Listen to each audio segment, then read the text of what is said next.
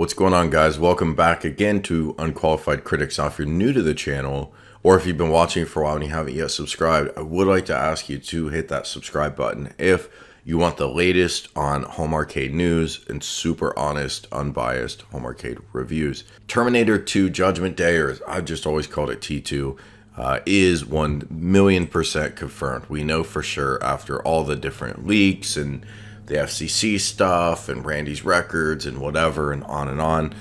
November 1, so very soon, about a week from the recording of this video, you'll be able to pre-order this. We don't know the price yet. Something tells me this is going to be $7.99. If the pricing is leaked somewhere else, let me know in the comments. But we also don't know the additional game or even if there is one. Now look at this. Games included Terminator 2, all right, of course, and then behind the scenes footage. So that's kind of weird. Was that a typo? I don't know. I'm assuming we won't get the obvious counterpart here, which is Revolution X, because that involved a bunch of really expensive licensed music, probably a licensing mess, but also probably really expensive to license. And T2 is already going to be a costly property. So how many costs are we going to stack up on top of this? Now let me come out and say I don't mind one game. Would I prefer Revolution X? Yeah, of course. Some people have talked about some other midway light gun games. Carnival is a big one. Yeah, maybe. I mean, the guns they held completely different style. That doesn't mean you couldn't use it here. I think I'd rather see a Carnival cabinet separate. I guess all things equal, throwing Carnival in here could make sense, but that game's going to be significantly more cumbersome to emulate than the completely 2D sprite-based T2. So I don't know that we're going to see that either. But anyway, T2 to me looks pretty good. Let's take a look at this trailer. They did a pretty slick trailer. I really like how they did the holsters so it looks similar to the original hardware where the guns were fixed in place. Because of course the original weren't light guns. Alright, anyway, let's look. Trailer looks good. Let's look at the little bit of other information they give us. There's not much here. Wi-Fi leaderboard, whenever I've seen that with 1UP, that seems to preclude Wi-Fi cooperative or competitive play. So strictly leaderboard is what I'm going with here. The two guns do have force feedback, very nice. Force feedback involves motors, the motors break.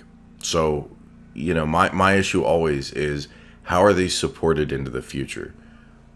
If the force feedback breaks, you could still play the game. How many of us have been in arcades with guns that were had broken feedback and you play it anyway? It's not quite the same, but you could still enjoy it.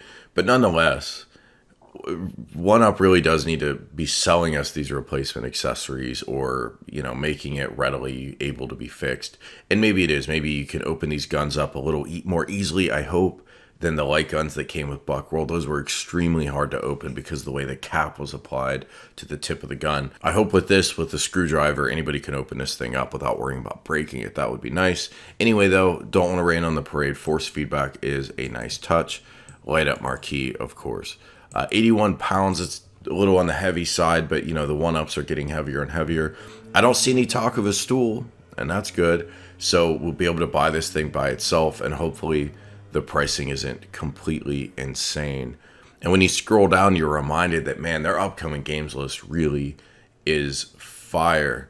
Killer Instinct, I know they're getting rid of these ledges on the side, but I still don't like how that control panel sits here. Ridge Racer and Tron come out as two of the best, most authentic looking cabinets that they're bringing to the table, but certainly T2 is up there. But of course the guns aren't fixed like they were on the original hardware. Guys, what do you think? How much would you pay for this? To me, this isn't a game with a ton of replay value. However, the cabinet looks a lot of fun, and I do like this game. I have a lot of fond memories of this game. Playing it mostly, I think, on console, but still, it's Terminator. It's completely iconic. Their trailer nails that. Do you plan to buy this? What would you pay? I want to hear in the comments. Thanks so much for watching. I'll keep you posted on news. I do have Simpsons coming. I do have X-Men coming, so I will review those when they get here, and we'll chat soon.